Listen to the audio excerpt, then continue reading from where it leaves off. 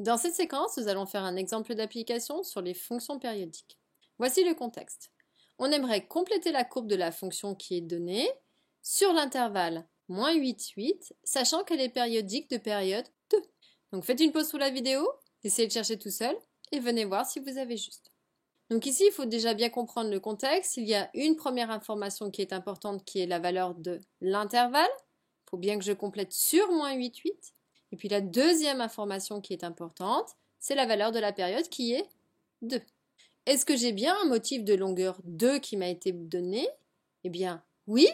Ici, entre le début et la fin de ce motif, j'ai bien t égale 2 carreaux.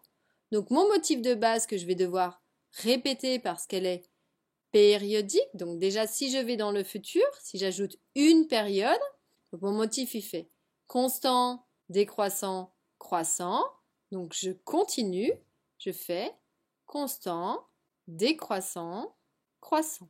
Donc bien sûr vous avec une jolie règle. Là j'ai fait une période, mais ce n'est pas terminé.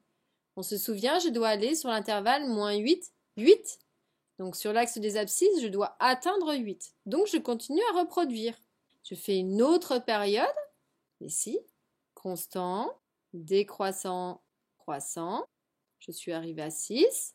Une autre fois, constant, décroissant, croissant. Donc je suis allé dans le futur. Je n'ai pas terminé puisque je veux avoir -8, 8 comme intervalle. Donc -8 c'est le minimum pour mes x.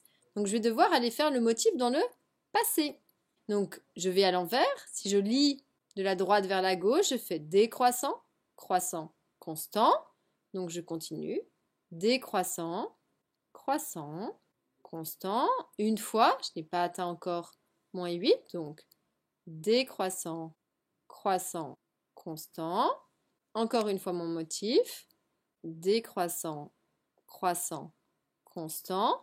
Donc peut-être prenez l'habitude de nommer comment se comporte le motif et de répéter ces éléments. Ou sinon, c'est possible également d'utiliser un calque et de faire glisser le calque à gauche et à droite de manière consécutive pour enchaîner les motifs. Il nous en manque un, donc décroissant, croissant, constant. Donc la courbe, en fait, ce sont tous ces motifs qui représentent une fonction qui serait périodique de période 2 avec un motif de base correspondant à celui donné en rouge.